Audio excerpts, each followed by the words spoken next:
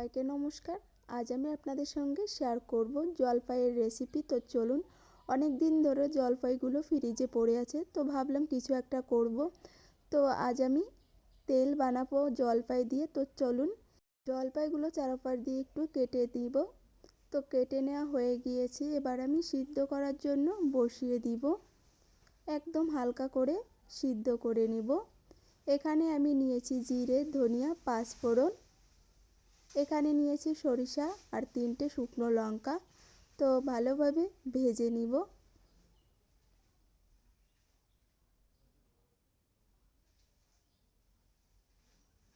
তো ভেজে নেওয়া হয়ে গিয়েছে, এবার নামিয়ে নিব। এবার মিক্সচারের বাটিতে আমি এগুলো গুঁড়ো করে নিব। এখানে জলপাইগুলো কিন্তু সিদ্ধ হয়ে গিয়েছে, এবার একটা ঝুড়িতে নামিয়ে নিলাম। কড়াইতে দিয়ে দিব সরিষার তেল।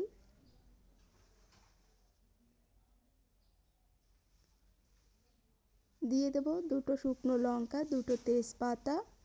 তেল একটুখানি আমি উঠিয়ে রেখেছিলাম। এবার জলপাইগুলো দিয়ে দিব। জলপাই দিয়ে একটু নেড়ে চেড়ে নিব।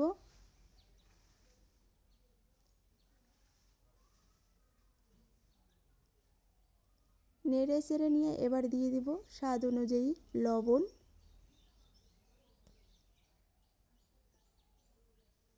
পরিমাণ মতো হলুদ গুঁড়ো। আরও কিছুক্ষণ নেড়ে চেড়ে নিব।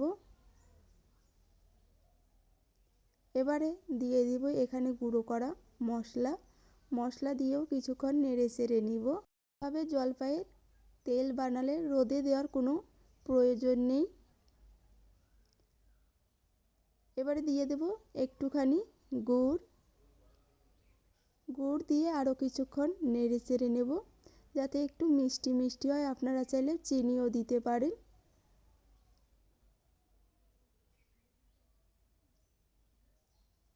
তো এবার নামিয়ে নিব। নামিয়ে নিয়ে একদম ঠান্ডা করে নিব। ঠান্ডা করে আমি কাচের বয়ামে রাখবো। খুবই সহজ কিন্তু বানানো জলপাইয়ের তেল।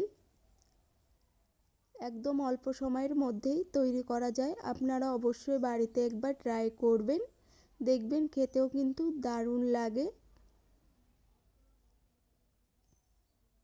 একটুখানি মশলা রেখেছিলাম, গুঁড়ো মশলা দিয়ে দিলাম। আর তেলও রেখেছিলাম গরম তেল, সেটাও ঠান্ডা করে দিয়ে দিলাম। তো একদম রেডি কিন্তু। রেসিপিটি ভালো লাগলে অবশ্যই লাইক, কমেন্ট, শেয়ার করে দিবেন। আবারও দেখা হবে নতুন কোনো রেসিপিতে। সবাইকে ধন্যবাদ।